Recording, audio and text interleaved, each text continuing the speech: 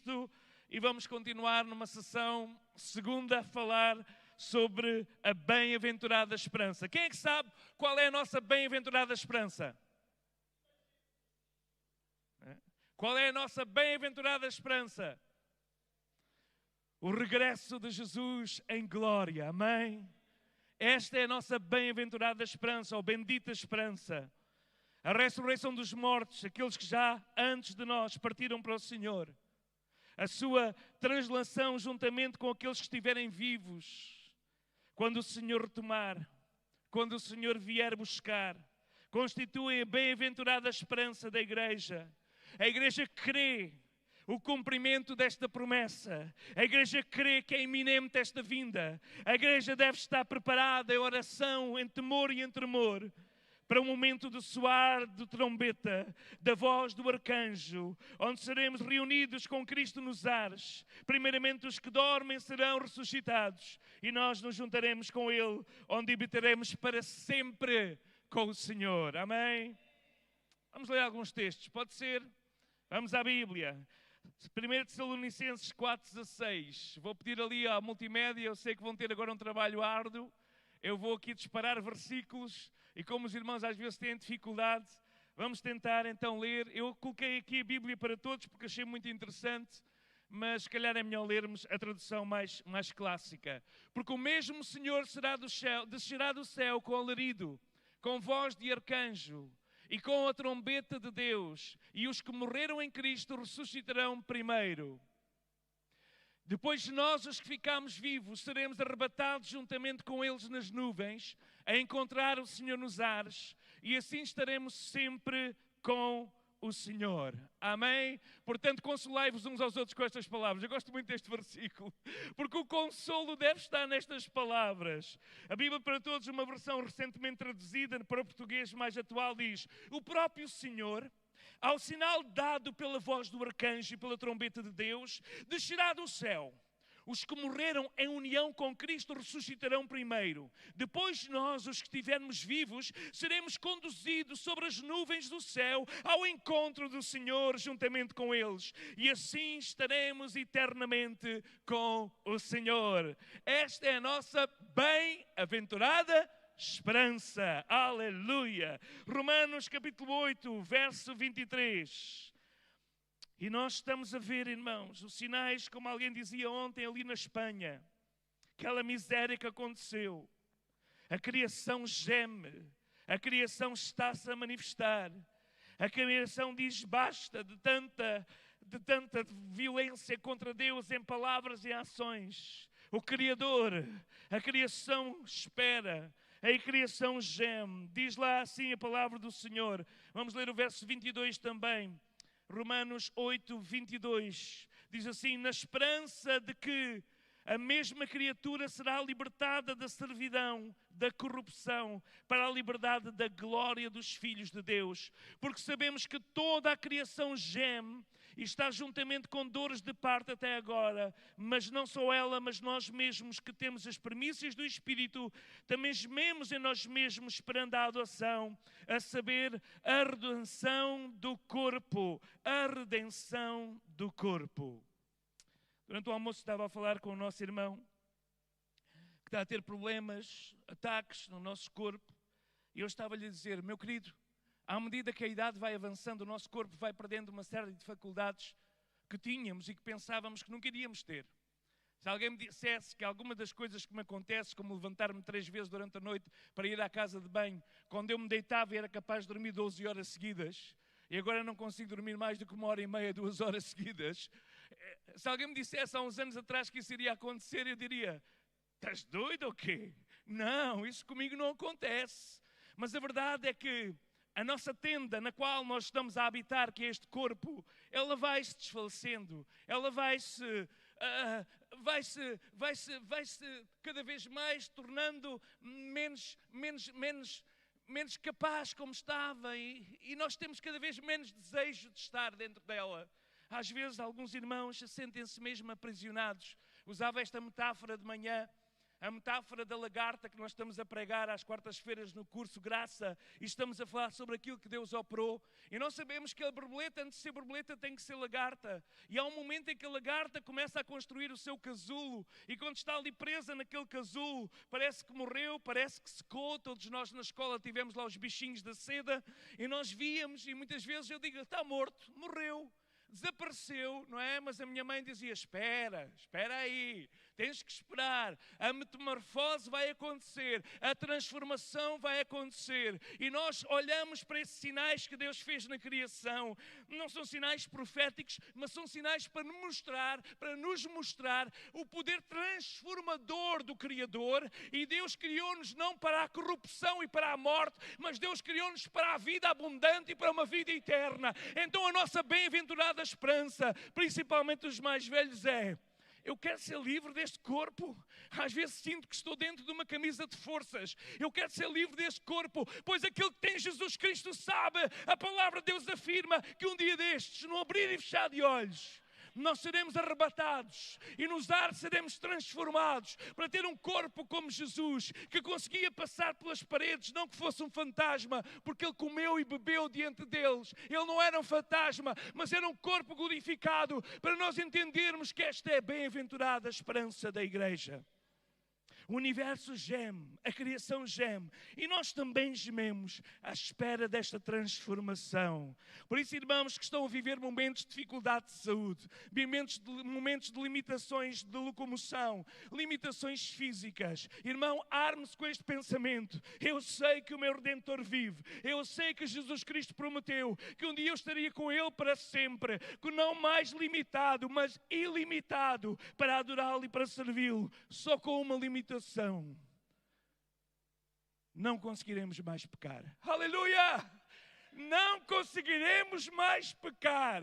Não há pensamentos, não há tentações, não há inclinações, não há concupiscências, porque seremos libertos desta natureza pecaminosa para termos uma natureza santa como Jesus Cristo. Esta é a bem-aventurada esperança. 1 Coríntios 15, ainda estamos só na leitura dos versículos antes dos pontos. Vamos ler a Bíblia. Os irmãos gostam de ler a Bíblia? Eu amo a minha Bíblia. Quando era criança, nós aprendíamos estes corinhos para não esquecer que devemos de amar a Bíblia. Tem tanto valor para mim. Tanto valor para mim. Coríntios 15, 51, 52 diz assim a palavra do Senhor. Promessas do Senhor. Diz assim: eis aqui vos digo o mistério. Os irmãos querem ouvir o mistério? Eis aqui vos digo um mistério. Na verdade, nem todos dormiremos, mas todos seremos transformados. No momento, no abrir e fechar de olhos, ante a última trombeta, porque a trombeta soará, os mortos ressuscitarão incorruptíveis e nós seremos transformados. Aleluia! Bem-aventurada esperança. Não há pernas com úlceras, não há limitações que já me tiraram uma série de veias das pernas. Não sei como é que o Senhor lá faz, pôs-nos uma série de veias. Quando o médico me disse que ia tirar as veias todas laterais, eu digo assim: então, doutor, mas não fazem falta. Falta fazem, mas você vai conseguir continuar a viver sem elas. E não há peças suplentes, ainda que hoje há gente que tem peças suplentes, mas no nosso caso eles só tiram.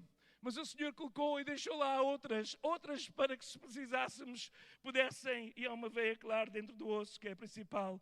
Mas acima de tudo, irmãos, se nós vemos o nosso corpo começar a falhar, as limitações visuais, físicas, auditivas, as limitações de todo o tipo, que não vamos agora estar aqui a descrevê-las, que os irmãos de mais idade conhecem muito bem. Quando olhamos para o espelho, de repente vemos alguma coisa que não víamos há uns dias atrás ou umas semanas atrás. Quando olhamos para outra pessoa que nós amamos e vemos as coisas já não estão tão firmes como estavam, porque tudo começa a mudar, tudo começa. Mas nós estamos na esperança de sermos restaurados. Há um momento de glória, há um momento subtuoso. Esta é a bem-aventurada esperança da igreja. Agarra esta esperança, irmãos. O apóstolo Paulo dizia: se eu esperar em Deus apenas nesta vida, eu era o mais miserável dos homens. Porquê? Há quem diga que ele tinha falta de vista, tinha que escrever com umas grandes letras, não umas letras deste tamanho. Há quem diga que ele tinha outras limitações físicas, o frio, traz-me lá a capa, estou cheio de frio, traz-me lá conforto. Ele tinha limitações e à medida que as limitações vinham, ele estava nesta expectativa. Ele dizia, se eu esperasse em Deus nesta vida, eu sei que um dia destes a minha cabeça vai rolar ali no Coliseu. E quando ele estava na prisão, quando ele sabia que iria ser martirizado por causa da fé, quando ele sabia e via os irmãos que subiam aquela rua e sabiam aquela estrada do imperador, arrastados como animais para servirem de tortura e de entretenimento naqueles lugares, ele sabia que ia chegar a sua hora. Mas a sua esperança não estava nesta vida. Ele dizia, eu tenho um desejo de estar com o Senhor. Eu só não quero ir já para o Senhor, porque eu sei que preciso de estar convosco e partilhar o máximo, porque eu quero fazer o máximo enquanto o Senhor me dá o dom da vida. Mas a minha esperança não está nesta vida. A minha esperança está na vida eterna. Vamos mais um versículo. Tito 11, neste caso são 3. Tito, capítulo 2, 11 não pode ser, não é? Tito, capítulo 2, verso 11. Tito 2, 11. A graça de Deus se há manifestado, trazendo salvação a todos os homens, ensinando-nos que, renunciando à impiedade e às concupiscências mundanas, vivamos neste presente século, sóbria, justa e piamente, aguardando a bem-aventurada esperança e o aparecimento da glória do grande Deus e nosso Senhor Jesus Cristo, o qual se deu a si mesmo por nós, para nos remir de toda a iniquidade, para nos purificar para si, um povo seu especial, zeloso de boas obras. E Paulo dizia ao jovem, fala disto. É o versículo que vem a seguir. Fala disto.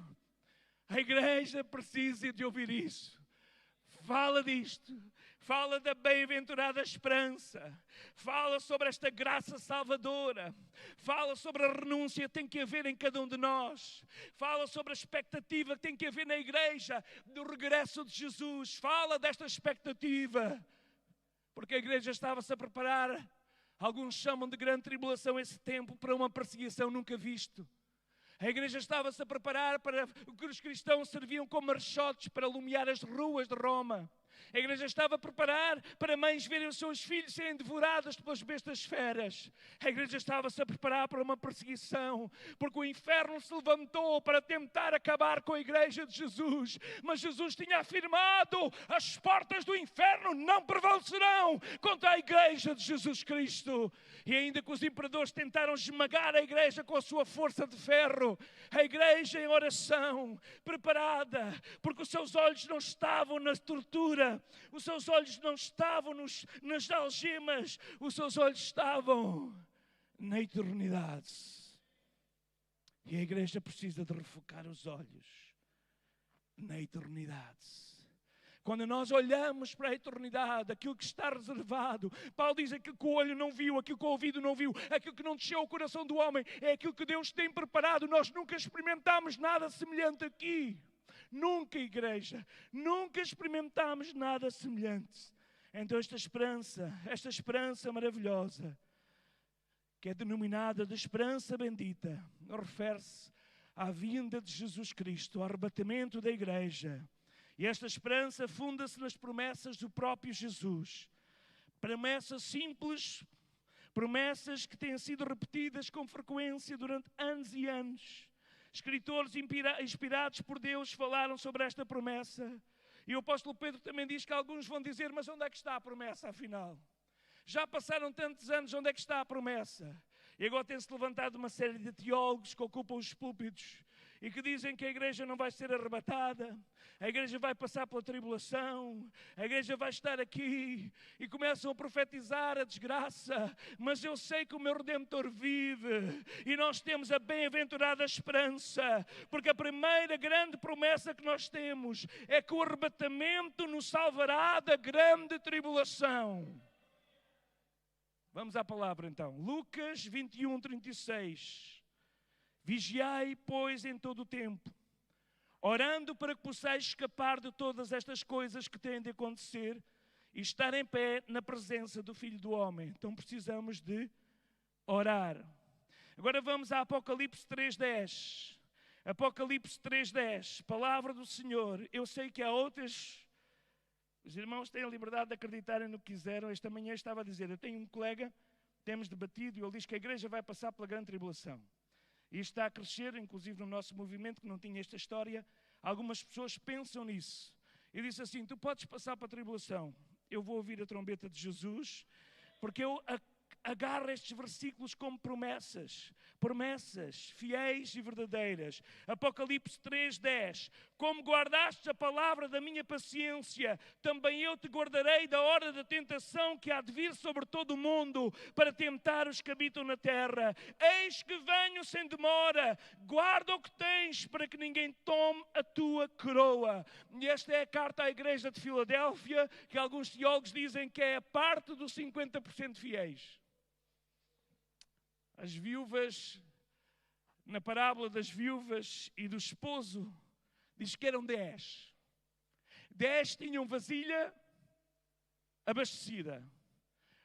Perdão, 5. E outras 5 tinham vasilha vazia.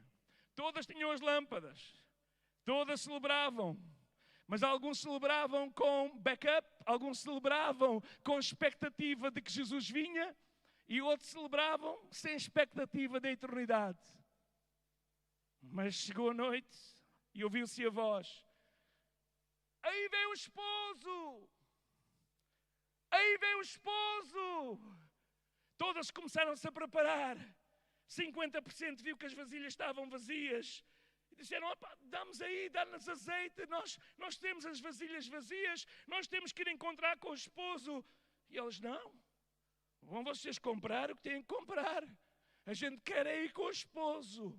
E a Filadélfia, os fiéis, diz que entraram na boda e a porta fechou-se. Eu quero ser estes 50%. Eu quero pertencer a estes 50%. Se os outros querem ficar nos outros 50% que vão à cidade comprar e ficam à espera da segunda oportunidade e tortura, Deus os abençoe e os proteja, porque eu creio que há salvação na grande tribulação. É claro, é uma opinião pessoal, mas será com sangue, com dor e com vida, e não será com o sangue de Jesus, nem com a presença maravilhosa do Espírito Santo, que hoje nos convence do pecado. Então a palavra diz, eu te guardarei da hora da provação que há de vir sobre o mundo inteiro. Sobre o mundo inteiro. Então a primeira promessa maravilhosa que nós seguramos é, o arrebatamento salva-nos-á da grande tribulação. Segunda, o retorno de Cristo em busca dos seus constitui a nossa bem-aventurada esperança. Nós não esperamos ficar para ver o anticristo. Nós não queremos passar por tribulação. Nós não queremos que a nossa mão, a nossa testa receba um sinal sem o qual é impossível comprar ou vender, sem o qual é possível viver, é impossível se alimentar. Nós não queremos passar por isso. Nós queremos estar atentos. Seja na noite em que dois estão a dormir, e se calhar um está atento e subirá e outro ficará. Seja no trabalho em que dois estão a trabalhar, os dois são cristãos, mas um é praticante e outro é não praticante, como dizia o nosso querido Paulo. Então um sobe, aquele que pratica e que vive na iminência, e aquele que vive distraído com as coisas do dia a dia, com as ocupações da vida, fica. Mas esta bem-aventurada esperança é para nós. É para nós uma promessa. Nós anulamos e esperamos que o Filho de Deus virá. Ele virá. Ele virá. Ele virá. Tito 2,13, aguardando a bem-aventurada esperança e a manifestação da glória do Filho de Deus que virá dos céus. 13, no arrebatamento os santos que morreram ressuscitarão primeiro. Irmãos, o meu pai morreu já há uns bons anos, mas eu recordo-me das suas palavras. E as suas palavras, ele disse durante toda a vida, eu acredito que não vou morrer e vou ver Jesus nos ares. Ele tinha esta esperança, ele tinha esta expectativa. E como Hebreus diz que ele viu a promessa ao longe, mas mesmo não a recebendo no seu tempo de vida, ele continuou na direção da meta. E Deus o chamou, e teve um elevador que entretanto apareceu chamado morte, E quando ele entra no elevador, de repente estava na presença do Senhor, já sem dores, já sem sofrimento, na presença bendita do Senhor.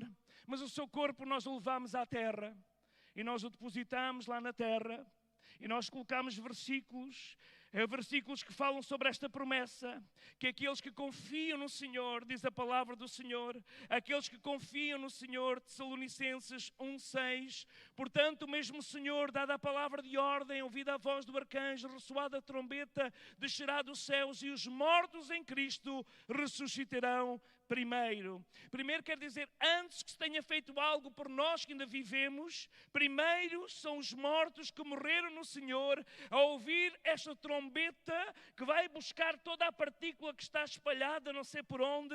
Eu dizia esta manhã e quero repetir aqui, porque hoje em dia alguns irmãos...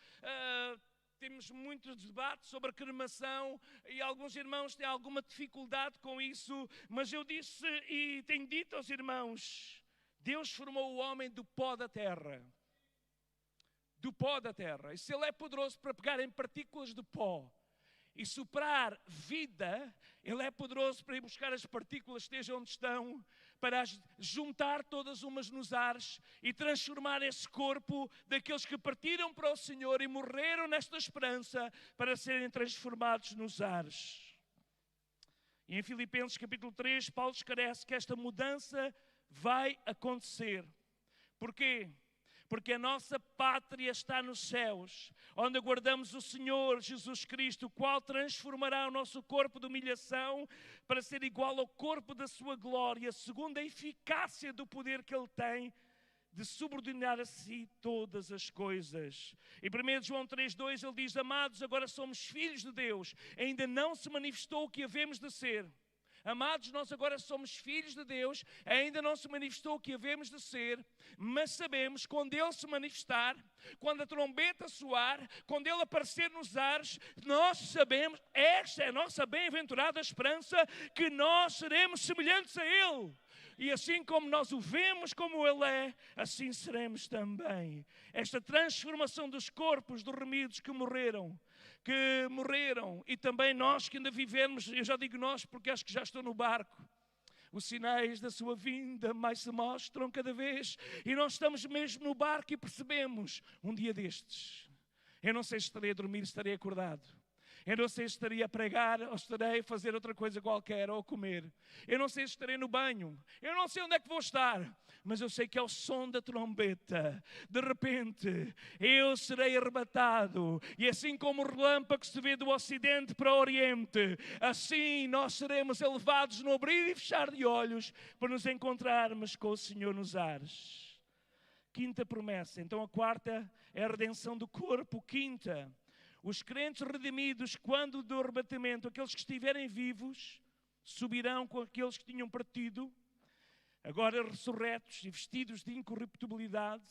A palavra do Senhor diz, 1 Tessalonicenses 4,17, 1 Tessalonicenses 4,17, penso que já lemos este versículo, depois nós, isto é, depois da ressurreição dos mortos, depois nós, os vivos, os que ficarmos, seremos arrebatados juntamente com eles nas nuvens, para o encontro do Senhor nos ares, e assim estaremos para sempre com o Senhor. Eu penso que esta parte final é a melhor de todas. Estaremos para sempre com o Senhor. Mas claro, aquele momento, eu não sei como é que vai ser.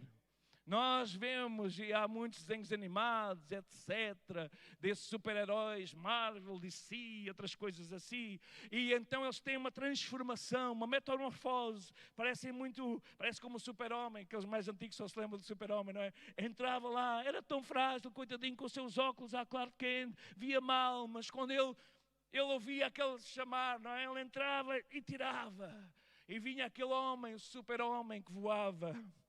Eu não quero aqui estar a pintar quadros, mas eu também quero experimentar esse momento. Já que está no pacote das promessas, deixa-me lá experimentar. Quando eu vou todo marreco como estou hoje em dia, não é?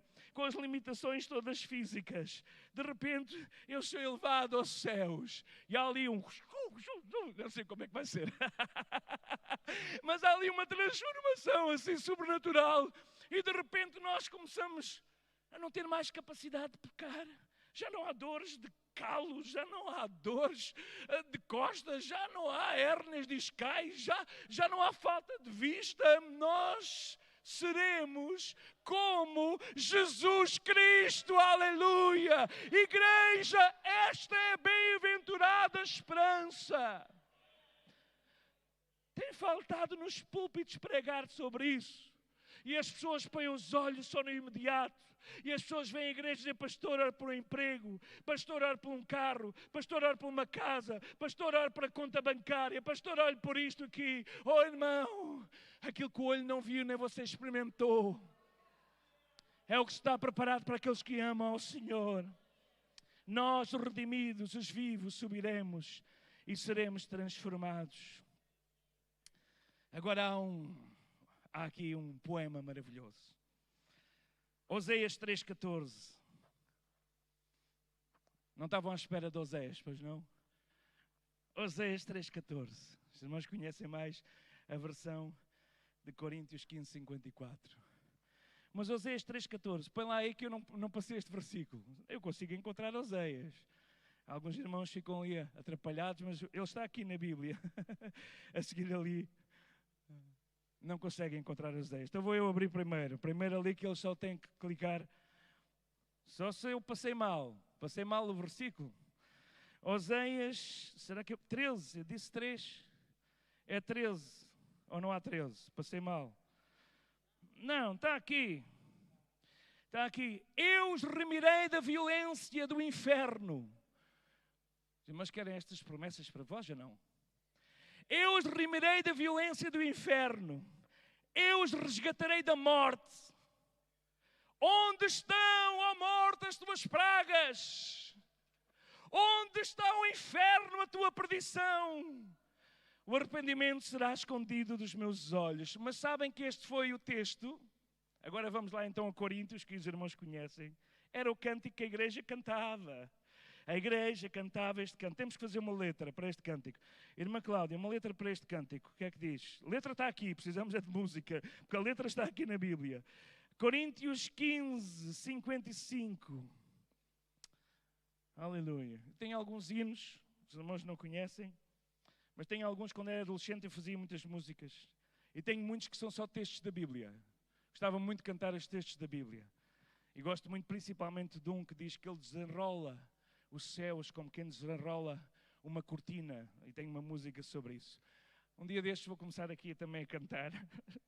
Mas só para aqueles que têm paciência, talvez numa vigília depois das 2 da manhã. Ok. Onde está, ó morte, o teu aguilhão? Onde? Ó morte, onde é que tu estás, morte? Eu estou em Cristo. Eu estou em Cristo. Vê ele com aquela figura, não é? Com aquela foice toda de preto. Vê lá a morte e os crentes dizem: onde é que está, ó morte, o teu aguilhão? Onde é que está, inferno, a tua vitória? Ora, o aguilhão da morte é o pecado, a força do pecado é a lei. Mas graças a Deus que nos dá a vitória por nosso Senhor Jesus Cristo. Aleluia! Então a sexta promessa é que o arrebatamento capacita os crentes, tanto vivos como mortos, a triunfarem sobre o último inimigo, a morte. Nós vamos vencer a morte. Ela vai nos levar lá para um ringue de boxe e a morte tenta nos derrotar. Mas nós estamos em Cristo. Em nós não vamos conseguir, mas em Cristo. Aleluia. Eu posso imaginar. Eu gosto tanto daquela música. Já está com o Sr. Carmen. Que ele conta aquela metáfora do ringue de boxe de sexta-feira à noite, na sexta-feira santa, não é? Então ele estava lá. Ele estava lá, sepultado. Já estou a fugir ao texto, mas agora vê esta imagem, tenho que partilhar. Isto hoje...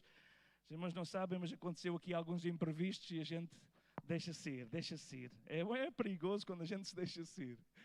Mas eles estavam lá, era sexta-feira. O diabo telefona lá para o túmulo. Alô, túmulo! Alô, túmulo! E o túmulo, yes! Está aí o corpo sem vida, está aí o Cristo morto, está. Sim, tranquilo. Está tudo bem tratado. Há uma pedra enorme que ninguém consegue remover. Há um selo do imperador que ninguém consegue rasgar. Colocámos guardas à volta de todo o jardim. Colocámos um à esquerda e um à direita. Não há nada a fazer. Fica descansado. Então eles começaram a fazer uma festa no inferno. Jesus morreu. Jesus morreu. Não sei se era africano. Estavam lá a fazer festa. Entretanto, sábado, ele telefona outra vez. Como é que é, túmulo? Como é que está aí? Ele ainda está morto. Ele não se mexe, não respira. Não, ele está morto. Ele está morto. Mas quando começa a arrear, o domingo de madrugada, o túmulo telefona SOS. Lá para o Big Boss do inferno. Há qualquer coisa que está a acontecer. Há um tremor que está a acontecer. O selo já se rasgou. A pedra está a rolar. Parece que ele se está a levantar. Parece que ele está a sair a uma luz. Jesus vive, aleluia. Jesus vive, aleluia. Aleluia. Temos que ver este vídeo no céu. Vamos celebrá-lo com alegria. Vitória, onde está a morte, a tua vitória? Tchau, morte. Tchau. O arrebatamento capacita os crentes em Cristo para triunfar sobre a morte e sobre a sepultura. 7ª promessa. O arrebatamento libertará o crente para sempre da dor, da enfermidade e da tristeza. Num instante, o crente vai se ver transportado de uma terra açoitada pela pobreza e pelo sofrimento, de uma terra açoitada pela loucura e pela miséria, pela tristeza e pela dor, por guerras e calamidades, por lágrimas e lamentos, por morte e desolação. O crente se vê transportado de uma terra assim para um céu onde há vida, felicidade, paz, gozo eternamente. Aleluia! Eu fico contente com isto. Eu não sei quanta voz, mas isto faz-me celebrar. Nós vamos estar neste lugar, não há mais lágrimas. Mas temos que ir à Bíblia para confirmar. Vê se isto não é uma conversa que eu estou aqui a ter. Apocalipse 7:17. Diz assim a palavra do Senhor. Apocalipse 7:17. Deus lhes enxugará dos olhos. Deus, se calhar não é 7:17. Deus lhe enxugará dos olhos toda a lágrima. O gozo e a alegria eles alcançarão. Isaías 35:10. Deus é 7:12. Obrigado. Sabem de cor os versículos melhor que o pastor? Assim é que é. Aleluia. Grande igreja, igreja de Jesus Cristo. Louvado seja o Senhor. E os resgatados do Senhor voltarão. Voltarão assim. Lá venho eu da vida miserável. Jesus, eu venho de uma terra de tristeza, de dor. Eu venho a arrastar os pés. Jesus, mas quais pés? Esses pés ficaram lá onde eu transformei nos ares. Pois é, já não é preciso arrastar os pés. Mas eu venho de dor no coração. Mas qual dor? Mas eu não sinto dor nenhuma. Mas eu venho de uma terra de lágrimas. Mas qual lágrima? Eles voltarão e virão a Sião com júbilo e alegria eterna. Haverá sobre as suas cabeças gozo e alegria. E deles fugirá a tristeza e o gemido. O arrebatamento vai isentar os crentes da dor para sempre, da tristeza para sempre, da enfermidade nunca mais. Jamais enfermidade. Nós temos um corpo semelhante ao de Jesus Cristo. Vai lá a última, senão nós nunca mais terminamos. Daqui a pouco vêm os jovens para começar o culto às 6. Ontem o pregador disse que ia pregar 1h30. Eu tinha uma reunião, não fui embora por causa dele ter dito isso, não é? Mas ainda ouvi, depois pelo caminho fui ouvir. No arrebatamento os crentes serão recompensados de acordo com as suas obras. Eu quero terminar com esta parte mais séria.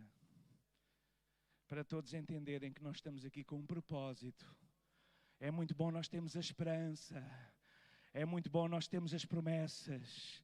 Mas nós temos uma responsabilidade. Porque o arrebatamento vai nos levar diante do nosso Senhor e Salvador. Apocalipse 2:12. Apocalipse 2:12. Assim diz Jesus Cristo. Escuta as palavras de Jesus Cristo nesta tarde. Eis que venho sem demora.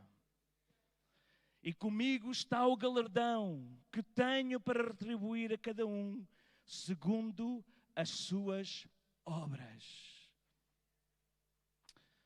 A semana passada, no culto de ceia, eu estava a ministrar aqui e dizia: sim, nós queremos gerar filhos para servirem ao Senhor, em vez de servirem a si mesmos. Sim, nós queremos gerar netos que possam servir ao Senhor se Jesus não vier antes, em vez de servirem-se aos seus prazeres. Porque afinal, a recompensa que está no céu é muito maior a qualquer medalha de ouro que possam atingir aqui na terra. É muito maior do que qualquer curso ou qualquer posição em uma companhia internacional e multinacional. Quando eles entrarem no céu e nós vermos que os educamos para servirem ao Senhor, aleluia, e eles serviram ao Senhor, eles vão estar na glória, a ser coroados, e nós que investimos nele, nós recebemos de volta esse investimento. Nós aqui na terra se calhar deixámos de fazer algumas coisas para que eles pudessem servir ao Senhor, e o sustentamos na frente missionária, e o sustentamos com oração, mas todo esse investimento vai ser um dia recebido, porque Deus vai dar o galardão, Deus vai retribuir com vantagem todo o trabalho. Ele vai dizer: entra no gozo do teu Senhor, sobre o pouco foste fiel, sobre o muito te colocarei. Ele vai inundar o nosso coração de um gozo. E vem algumas pessoas ter connosco, de braços abertos: alô, alô José, chegastes? Quem és tu? Quem és tu? Eu sou aquele que a tua oferta, que colocaste profeticamente naquele dia na igreja, fez com que o missionário fosse à minha aldeia e me ensinasse o caminho de Jesus. E hoje eu estou aqui por causa da tua oferta. E depois vem outro dizer: José, que bom que tu estás aqui. Quem és tu? Eu sou aquele que tu oraste sem conhecer e clamaste ao Senhor. Granjeai amigos com dinheiro de injustiça, para que um dia, quando entrarem no céu, eles vos recebam de braços abertos. Eu não sei como é que os irmãos querem gastar o resto da vossa vida, mas eu quero entrar na presença do Senhor livre de dor, de sofrimento. Mas eu quero entrar ao ancoradouro do marinheiro perdido neste mar de tempestade, que seguiu aquela estrela, a estrela da manhã, que é Cristo. E através de lágrimas, nós esperamos que essa estrela brilhasse e estaremos para sempre com o Senhor, porque na sua presença há plenitude de alegria, delícias perpetuamente. E quando chegar o momento da coroação, desculpe repetir, mas esta imagem nunca sai da minha cabeça e sustenta o meu ministério. Quando chegar o momento da recompensa, não para condenação, o tribunal não é para condenar ninguém, é para recompensar. Nós estamos livres de condenação. Quem está em Cristo Jesus está livre de condenação, mas não está livre da retribuição.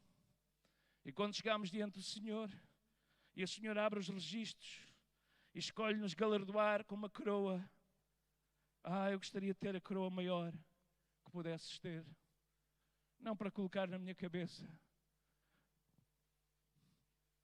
mas para dobrar os joelhos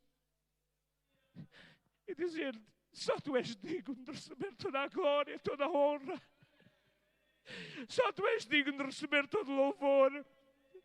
Foi por ti e para ti que foram feitas todas as coisas. Eu quero te entregar, Senhor. Eu quero te entregar a recompensa a ti, porque só tu mereces ser coroado. E eu te coroo com o melhor que eu fiz na terra. E te agradeço por estar na tua glória. Aleluia. Vamos ficar em pé na presença do Senhor. Nós não podemos desperdiçar o resto da vida que temos aqui, porque lá no céu não podemos falar a ninguém da salvação. Lá no céu já não iremos orar a Jesus para salvar os nossos filhos, para salvar os nossos vizinhos. Lá no céu já não vamos fazer nada disso. Nós estaremos no gozo. Essas imagens de dor não estarão mais sobre nós, mas enquanto aqui estamos, Nós levamos o peso, como o servo do Senhor Paulo dizia. Nós não conseguimos dormir a pensar que há pessoas diariamente a caírem no precipício eterno, nas chamas eternas do inferno. E nós temos que entrar nesta missão de resgate e correr e avisar aqueles que se afastaram dos caminhos do Senhor, que Jesus está às portas. Os sinais são claros. Ele está aí. Desperta tu que dormes. Levanta-te dentre os dormentes e o Senhor te iluminará. Se nesta tarde vieste à casa do Senhor desesperado, os teus olhos apenas nas tuas limitações, nas tuas dificuldades, que tal colocares os teus olhos em Cristo e nas promessas de Jesus Cristo? Que tal colocares os teus olhos na eternidade e saber que mesmo aqui, talvez partilhando um quarto, talvez vivendo com tantas limitações, tu podes escolher viver o resto da tua vida para ti mesmo, ou tu podes escolher viver o resto da tua vida para Ele. E tu dizes: eis-me aqui, Senhor, toma-me e usa-me para a tua glória, para que o máximo de pessoas possam conhecer quem tu és, e para que esse investimento, Senhor, que eu faço hoje aqui, me receba um dia no céu. Servir ao Senhor é o mais alto dos objetivos que alguém pode almejar. E ninguém pode ser impedido de servir o Senhor. Servir o Senhor em coisas práticas, servir o Senhor com oração, com ofertas, servir o Senhor em tudo o que vem à mão para fazer falo, como servindo ao Senhor. Pai, nesta tarde nós te agradecemos pela tua palavra e pela forma com que tu nos impactaste com a mesma. Acreditamos, Senhor, oh Pai, que estamos quase a ouvir esse som de alarido de trombeta. Senhor, estamos quase a ser libertos das nossas limitações e fraquezas.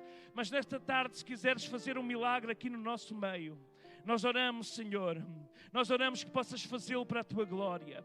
Que cada pessoa que precisa do milagre possa dizer, cada irmão, cada irmã: eu quero ser curado para que a minha boca testemunhe acerca do poder de Deus.